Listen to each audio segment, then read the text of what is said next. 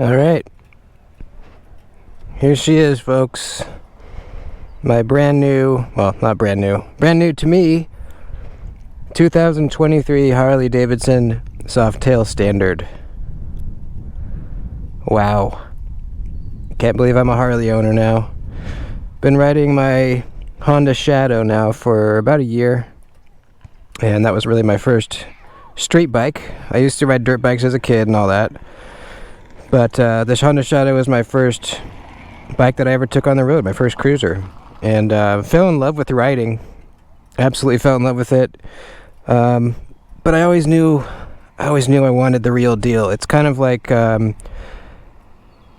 when I bought the ZT0562, and I really wanted the real Hinderer XM18.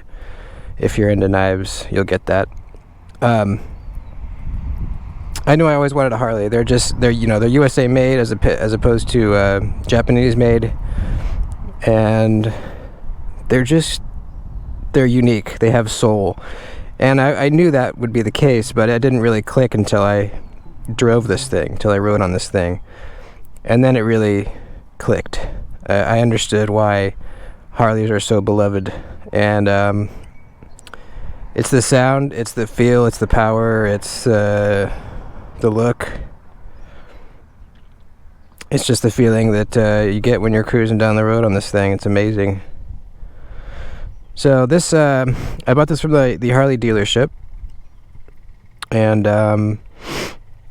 it was, like I said, 2023, and it only had 300 miles on it. The previous owner bought it new, only rode it for a little while, I think the guy said he got sick or something, wasn't able to ride anymore, so he sold it. So very low miles, 2023, and it came with all this customization already. This is literally everything I would have done to the stock bike had already been done, almost everything. We have Thrash & Company's risers. We have, I don't think these are stock grips. We have the floorboards, the crash bars, the fairing. This was literally the look that I wanted. And if I had bought this bike stock, I would have done all this stuff to it eventually. It just would have taken me a lot longer. So when I saw this on the showroom floor, I sat on it and my face lit up immediately, and I knew I wanted it. It came with a Saddleman seat, which looked really cool on the bike, but it was pretty uncomfortable for both me and my girlfriend. So I bought this one. This is a Harley-Davidson Sundowner seat, and man, it's like sitting on a couch. It's amazing. It looks a little more bulky on the bike, but man, is it comfortable, and it's really comfortable for my girlfriend. It sits on the back. So what I've done to it is the seat, passenger pegs, added those on. These are Harley brand passenger pegs. Got a little skull on it. I think it's the Willie G skull. They need these little extenders to get out past the exhaust here. So I did that. I have a sissy bar backrest, which is detachable, which is really cool, because I don't love the look of a backrest. So when I'm riding solo, I can just pop it right off. But when I'm riding with my lady, I pop it right on. It's nice and easy. So that's the only thing I've done. Pegs, seat, sissy bar. So it's comfortable for both me and my lady, and that's all I've done to it. And the only thing I really want to do still eventually is probably a new exhaust, a louder exhaust. It sounds amazing, but it could sound a little bit louder. And who knows, I'll probably do more little stuff here and there, but that's the main stuff. So let's freaking go for a little ride, man. This thing does not take a key. It literally is operated with a fob. When I saw this thing, I was like, where's the key? And the guy's like, oh, you don't need a key. It's literally a fob. Mind blown. I have never even owned a vehicle with a fob. I've always owned older cars. And so to have a motorcycle where I just get on it and push start and it just goes, it's weird. It's so cool though. So it's got the digital display right here. And then down here is all like my, turn signals, engine lights, all that stuff. Up here has my speed, my gas gauge, and I can cycle through here my odometer, my trip A, trip B, my range, and then the time, and then RPMs. I usually leave it on the RPMs. Way more information than I've ever had on a bike. My old Honda didn't even have a gas gauge. Didn't even have a low fuel light, so I just had to guess. Well, I knew it was about 100 miles, so I'd set my odometer. But I never knew my gas level. So this thing is just luxury. Pure luxury.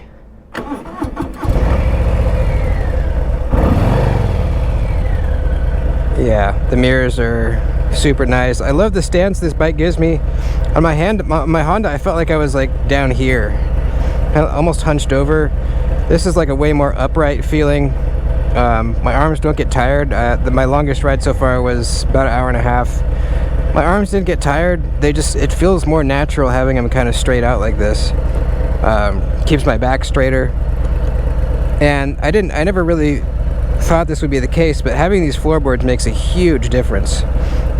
Just having your feet on like a level surface like this really changes the riding feel totally. Love these floorboards. The clutch is way more like touchy and sensitive on this thing, which is probably how all new bikes are, but my Honda Shadow was just like mushy in comparison. Actually, when I first got on this thing at the dealership, I kind of like jerked forward a little bit because I wasn't expecting the clutch to be that sensitive. On my Shadow, I would just kind of slowly let it out, and it would the bike would slowly walk forward. But yeah, gosh, and this thing is so much more power. So my Honda was a 750, and I'm not sure the CCs on this. I think it's something like 1500, maybe 12. But the torque is just so much higher. I forget the horsepower too. I have to look it up. But it's much, much, much higher than my Shadow. Also, I have 6 gears on this thing. And that's a huge difference on the Freeway. And that's one of the main reasons I wanted to upgrade from the Shadow is, aside from all the other things, about wanting a Harley and wanting it to be USA made and all that stuff, was really the power. On the Freeway, I felt like I was almost kind of capped out at like 75, 80. I would hit 80 sometimes, but the vibration on the bike was intense, and it just felt like it was revving so high. Just didn't feel like it was good for the bike. It wasn't comfortable at all either. And also when I was just cruising, like 70, 75, I didn't feel like I really had enough power to like get out of a bad situation if I had to. I just felt like, if a car were to be merging into me or something and I had to accelerate to get out of it, it would be sluggish. And maybe I'd get caught in a bad spot. So that's not the case with this bike. I have way more than enough power. Even when I'm going like 80, if I give this throttle a twist, I'm shooting forward. It just feels amazing. The power is really an incredible difference. Like it like shoves you back in your seat. It's crazy. The turn signals are a huge improvement. On the Shadow, it's only on the left side. It's like a little stick that you push either right or left depending on which way you're going. They wouldn't cancel themselves off, so I would always forget to turn them off, and my blinkers would be on long after I turned until I looked down and saw them flashing. These actually cancel themselves after your turn, just like a car, which is incredible. And there's one on either side, so if I'm turning right, I push this one. If I'm turning left, I push this one. Just makes way more sense. Like, it's just makes way more sense. Yeah. Now my Honda had a larger fairing, which I think blocked a little more wind. But I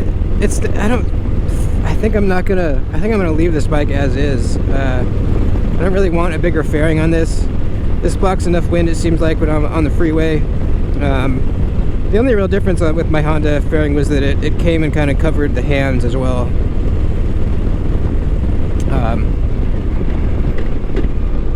Even the shifting, like going between the gears, is just like clicky and quick. With the Honda, it felt just kind of like sloppy. Like I'd hit down to first, it would kind of like, it just wasn't as crisp, almost like a detent on a knife. This bike has like a crispy detent, and my Honda had like a mushy one.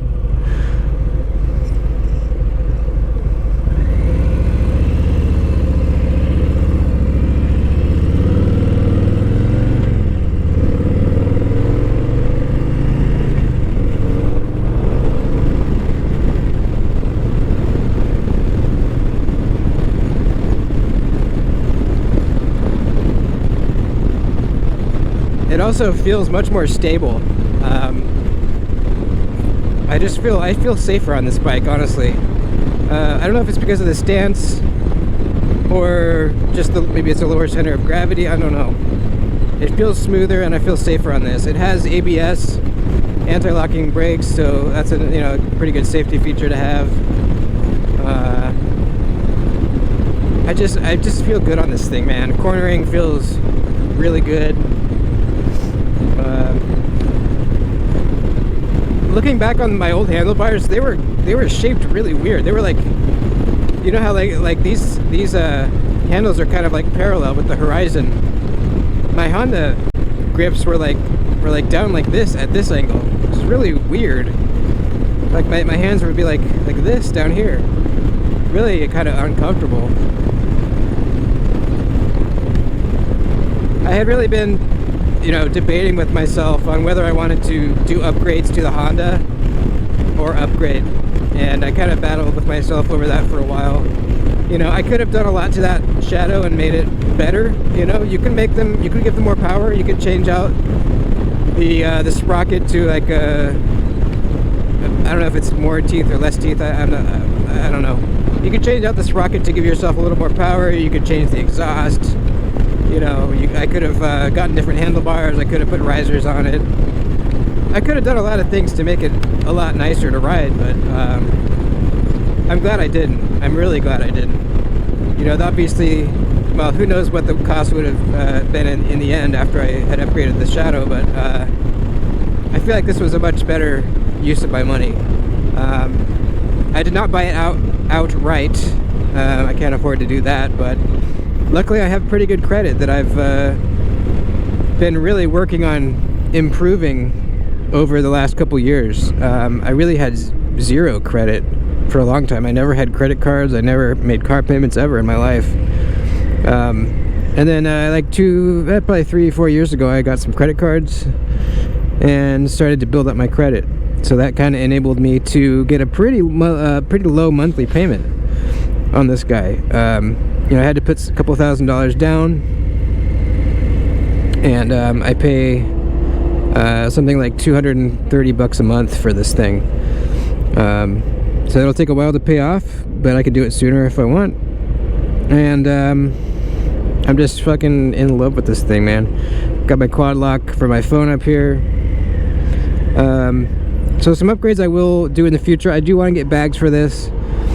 Right now I have no storage, which is, I do like the look of it with no bags, but I need some storage. Bags are expensive, man. They're really expensive. There's Harley brand bags, there's Leather Pro bags,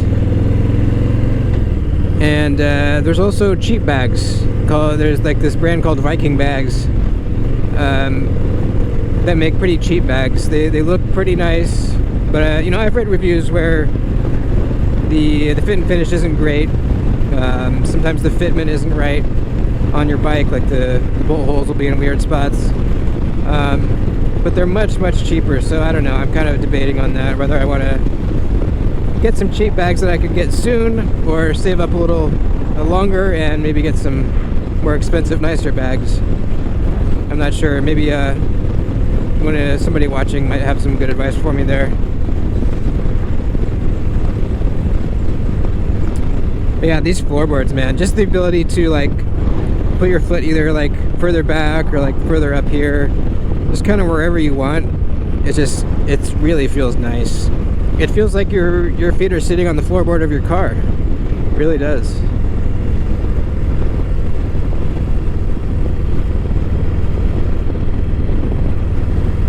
I love this display too.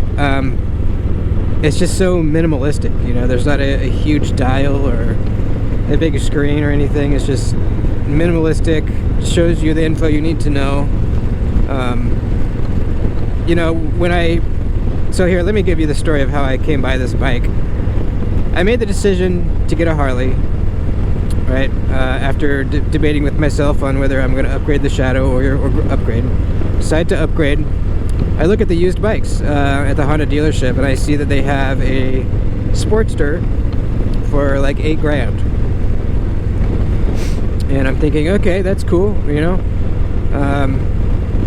That's really a good deal. I got pre-approved. My monthly payments were going to be like $150 or something, really low. So I went into the dealership with the intention of possibly buying that one, but I wanted to look at the other bikes too.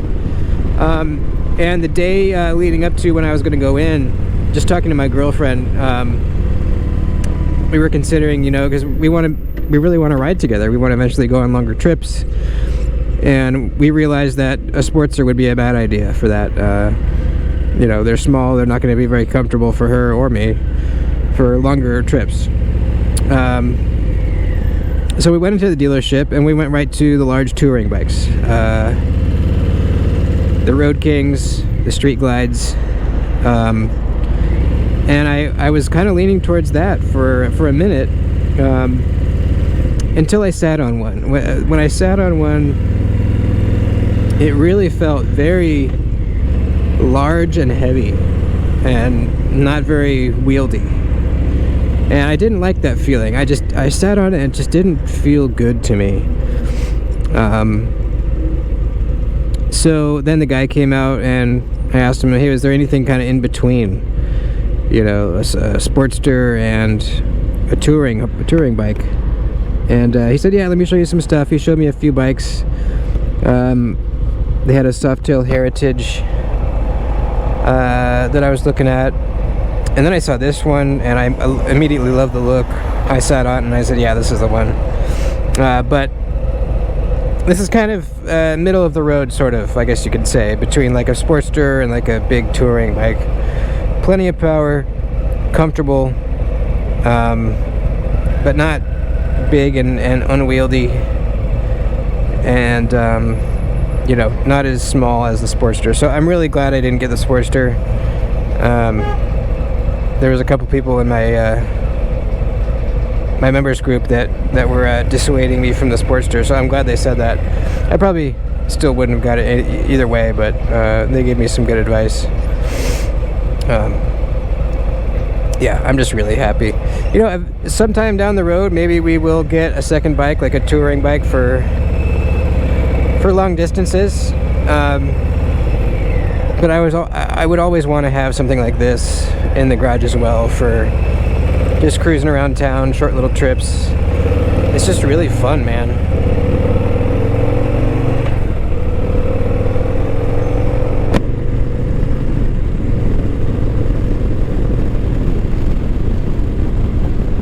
Man, you could get up to like 60 miles an hour so fast.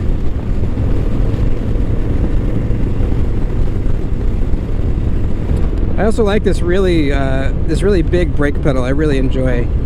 I'm not sure if that's aftermarket or not, but having a really big brake pedal is really, I think, a good safety feature. You don't have to think about where your foot is. You know, if you have to just step on it quickly, you just, anywhere in this general area, you press down and you're hitting the brake.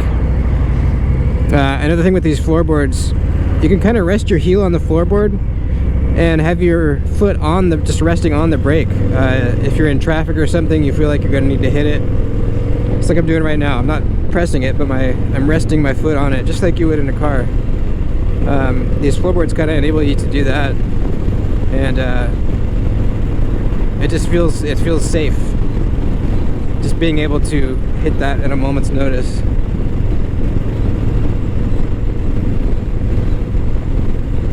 My girlfriend and I went on our first ride together on this bike last weekend and had a great time. She loved the seat, thought it was really comfortable. The sissy where I picked out was has a little bit of a lean back, so she felt like she was kind of just relaxing back there, kicking back.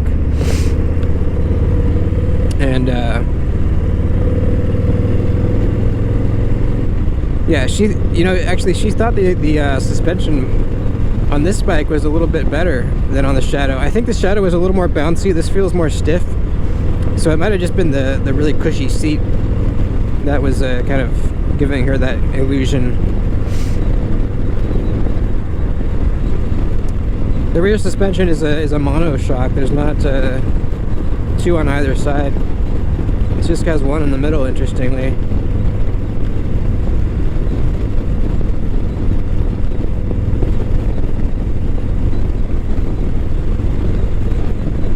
So yeah, that's it. I'm gonna end the video here.